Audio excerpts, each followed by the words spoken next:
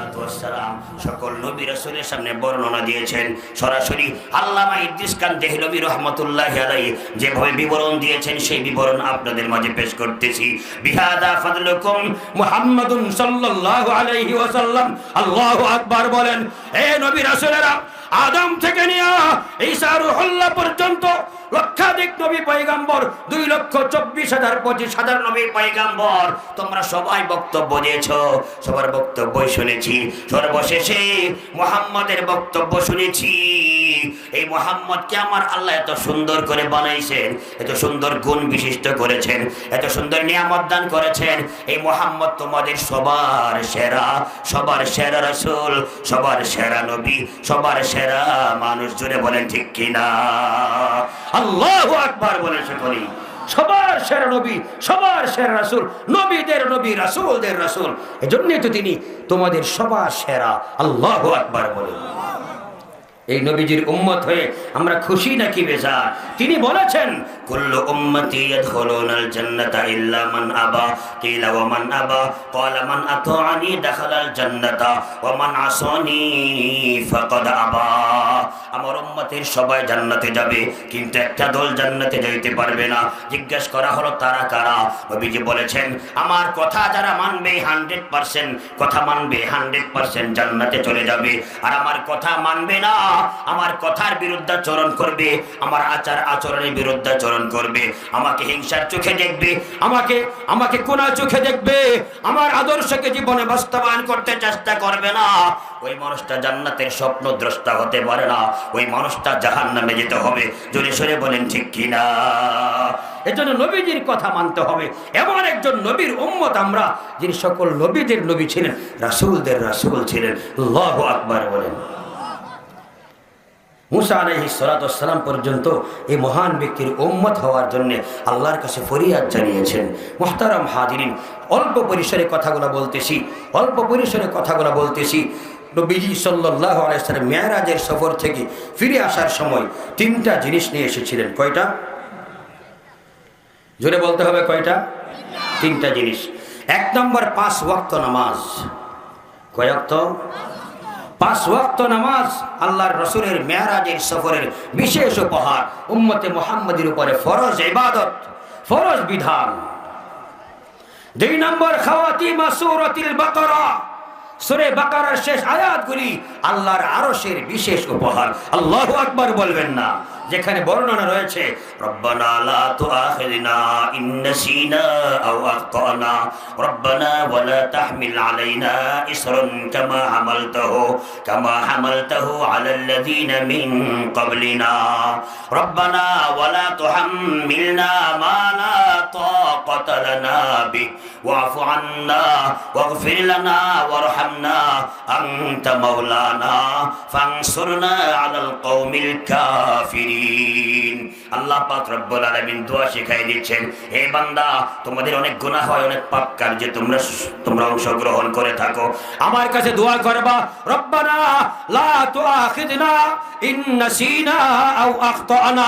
ওগো প্রভু, ইচ্ছাকৃত ভুল করি অথবা অনিচ্ছাবশত ভুল করি। কথা বুঝতে হবে, নিসিয়ান হলো অনিচ্ছাবশত ভুল, খাতা হলো ইচ্ছাকৃত ভুল। নাসিনা আও আখতানা, ভুল করি, ভুলে অন্যায় করি, নিজের মনের ভুলে কোনো ভুল করি, না বুঝে ভুল করি, অথবা ইচ্ছাকৃত কোনো ভুল করি। ওগো আল্লাহ, তুমি রহমান, তুমি রহিম, তুমি আমাদেরকে পাকড়াও করবে না, আমাদেরকে তুমি জেরা করবে না, আমাদেরকে তুমি ক্ষমা করে দিবা। সুবহানাল্লাহ বলেন। আল্লাহ পাক রব্বুল আলামিন তিনি আরো বলেন, হে বান্দা আরো বলো, রব্বানা ওয়ালা তাহমিল আলাইনা ইসরান কামা হামালতাহু আলাল্লাযীনা মিন ক্বাবলিনা। ইতিপূর্বে যত নবী রাসূল এসেছিলেন তাদের উম্মতের সাথে তুমি যে আচরণ করেছো, নবীদের বিরুদ্ধে আচরণ করার কারণে কাউকে গজব দিয়ে ধ্বংস করে দিয়েছো, কাউকে বিভিন্নভাবে ধ্বংস করেছো, শাস্তি প্রদান করেছো। কওমে আদ, কওমে সামুদ, কওমে লূতকে তুমি শাস্তি প্রদান করেছো। ওগো প্রভু, আমরা হলাম তোমার ইতিম নবীর ইতিম উম্মত, আমাদেরকে তুমি আকস্মিক বিপদ দিয়ে তুমি ধ্বংস করবে না, আমাদের উপর এমন বোঝা চাপিয়ে দিও না যে বোঝা বহন করার ক্ষমতা আমাদের নাই। রব্বানা ওয়ালা তাহমিল আলাইনা ইসরা কামা হামালতাহু আলাল্লাযীনা মিন ক্বাবলিনা। আমাদের পূর্বেকার উম্মতকে যেমন ধ্বংস করে দিয়েছ, ওই রকম বিপদ আমাদের উপরে চাপিয়ে দিও না। সে একটু সুবহানাল্লাহ বলেন না। রব্বানা ওয়ালা তুহাম্মিলনা মা লা তাকাতা লানা বিহি, ওগো প্রভু, এমন কোন বোঝা আমাদের উপরে চাপিয়ে দিও না যে বোঝা বহন করার শক্তি সামর্থ্য আমাদের নাই। তুমি আমাদেরকে ক্ষমা করে দাও, আমাদেরকে প্রশান্তি দান করো, আমাদেরকে রহম করো।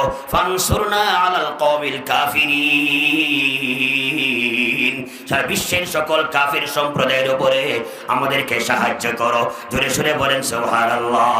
2 নম্বর নিয়ামত, 2 নম্বর পুরস্কার, আরশের উপহার, খাওয়াতিমা সূরাতুল বাকারা।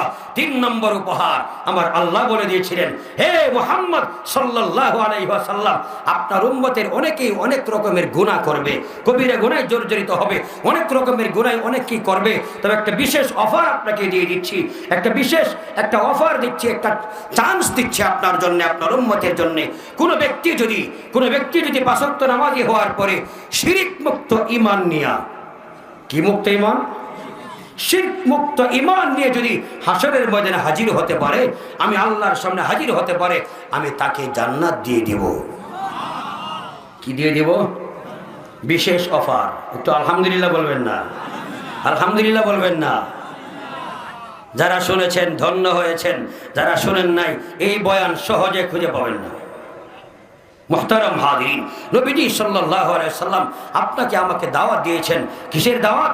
দ্বীনের পথে তোমরা অগ্রসর হও। উবুদুল্লাহ ওয়ালা তুশরিকু বিহি শাইআ। আল্লাহর বক্তব্য, আল্লাহর ইবাদত করো, আল্লাহর সাথে কাউকে শরীক করবে না। কি ব্যাপার? আল্লাহর সাথে কাউকে কি করা যাবে না? কি করা যাবে না? ইয়া আইয়ুহান নাস, হে লোক সকল, উবুদুর রহমান, রহমানের ইবাদত করো। ওয়াসিলুল আরহাম, আত্মীয়দের সাথে সম্পর্ক অটুট রাখো। ওয়াফশুস সালাম, সালাম বিস্তার করো। ওয়াসাল্লু বিল্লাইলি ওয়ান নাসু নিয়াম, রাত্রিবেলায় দুনিয়ার সকল মানুষ যখন ঘুমন্ত তখন তুমি তাহাজ্জুদ নামাজ আদায় করো। তাদখুলুল জান্নাতা বিসালাম, এই কাজগুলো যখন তুমি করবা তুমি নিরাপদে জান্নাতে প্রবেশ করবা। উবুদুর রহমান وأطعموا الطعام وأفشوا السلام وصلوا الأرحام وصلوا بالليل والناس نيام تدخلوا الجنة بسلام أو كما قال النبي عليه الصلاة والسلام। আমার নবীজি বলেছেন, রহমানের ইবাদত করো, ফকির মিসকিন এতিম গরিবকে খানা খাও, মেহমানদারি করো, সালাম বিনিময় করো, আত্মীয়দের সম্পর্ক অটুট রাখো, এবং রাত্রিবেলা দুনিয়ার সমস্ত মানুষগুলা যখন ঘুমায় তখন তুমি তাহাজ্জুদের নামাজ আদায় করো। এই ইবাদতগুলা যদি করতে পারো, তাদখুলুল জান্নাতা বিসালাম, তোমরা নিরাপদে সালামতের সহিত জান্নাতে প্রবেশ করবা। সুবহানাল্লাহ বলেন, সুবহানাল্লাহ বলেন। এজন্য আমি আজকে আপনাকে দাওয়াত দিচ্ছি। ওই একটা আয়াত তেলাওয়াত করেছিলাম, আল্লাহ পাক রব্বুল আলামিন বলেছেন যে মানুষটা নাকি আল্লাহর কথা মানবে, রাসূলের কথা মানবে, বলেন কার কথা মানবো? আল্লাহর কথা মানবো এবং কার কথা মানবো? রাসূলের কথা মানবো। এই দুইজনের কথা মানলে কি হবে? ফাউলাইকা মাআল্লাযীনা আন'আমাল্লাহু আলাইহিম মিনান নাবিয়্যিন ওয়াস-সিদ্দীকিন ওয়াশ-শুহাদা'i ওয়াস-সালিহিন। এদের হাসর নসর হবে নিয়ামতপ্রাপ্ত ব্যক্তিদের সাথে, যারা হলেন নবীগণ, সিদ্দীকিন, শুহাদা এবং নেককার আল্লাহর ওলিরা।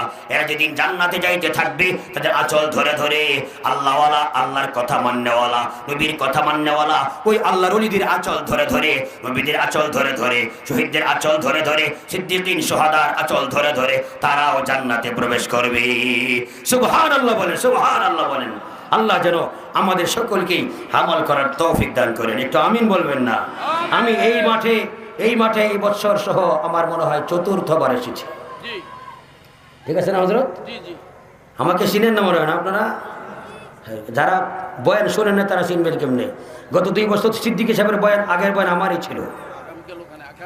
আগামীকাল আবার মদনপুর আমার বয়ান আছে ইনশাআল্লাহ। মামুন ভাই আমাদের প্রিয় মানুষ, যেখানে ঢাকা থেকে ওলামায়ে কেরাম দুপুরবেলা এসে বসে, ফজরের পরে 8টার সময়, 7:30টার সময় রওনা হয়ে গেছে আমরা। ঢাকা থেকে এক ঝাঁক ওলামায়ে কেরাম, তরুণ ওলামায়ে কেরাম সবাই চলে এসেছে।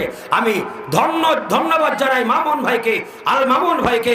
এই একটি বিঞ্জর এলাকায় আপনি যে ফুল বাগান সাজিয়েছেন, এই বাগান আপনার মা বাবার জন্য, দাদা দাদির জন্য, শ্বশুর শাশুড়ির জন্য এবং এলাকাবাসীর জন্য জান্নাতে যাওয়ার মাধ্যম হয়ে যাবে। জোরে সরে বলেন ঠিক কিনা?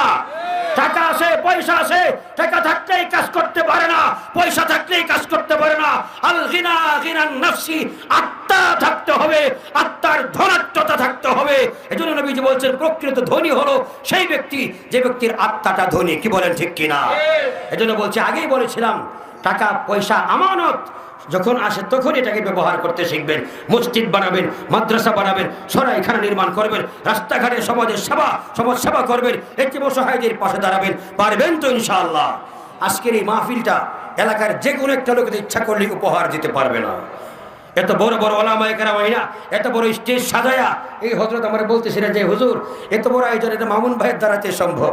আসলেই আলহামদুলিল্লাহ, সামনাসামনি নয়, আমাকে দাওয়াত করেন সেজন্য নয়, আমরা ঢাকাতে একসাথেই থাকি, একসাথেই বসবাস করি, সকাল সন্ধ্যা আমাদের মোলাকাত হয়। ও ভাইজান, আসলে ওই ঢাকাতে সারা বছর ওর চিন্তা একটাই, এই মাহফিল। আমার সাথে যতবার দেখা, হুজুর মাহফিলে বক্তা লাগবে, হুজুর এটা লাগবে, ভাই এটা লাগবে, আপনি তো আমার বড় ভাই, এটা লাগবে সেটা লাগবে। আমরা প্রাণপণ চেষ্টা করি, ইনশাআল্লাহ নিশ্চিত থাকেন এলাকাবাসী, আল্লামা খালেদ সাইফুল্লাহ আইয়ুবী কাছাকাছি চলে এসেছেন। কি ইনশাআল্লাহ বলবেন না? কি ইনশাআল্লাহ বলবেন না? নাকি আমার কথা বুঝেন নাই কিছু? এখানে আজকে আসরের পর থেকে যারা নিয়ে যারা বয়ান করতেছে, এরা এক একজন এক একটা স্টেজের প্রধান বক্তা, এক একজন এক একটা বাংলাদেশের এক একটা স্টেজের প্রধান বক্তা। এগুলো এখন আপনারা বুঝবেন কেমনে? যেদিন পাবেন না সেদিন বুঝবেন। আল্লাহ যেন আমাদের সকলকেই বুঝে শুনে আমল করার তৌফিক দান করেন। ওয়া আখিরু দাওয়ানা আনিল হামদুলিল্লাহি রাব্বিল আলামিন। সুবহানাল্লাহি বিহামদিহি, সুবহানাকাল্লাহুম্মা ওয়া বিহামদিকা, আশহাদু আল্লা ইলাহা ইল্লা আনতা, আস্তাগফিরুকা ওয়া আতুবু ইলাইক।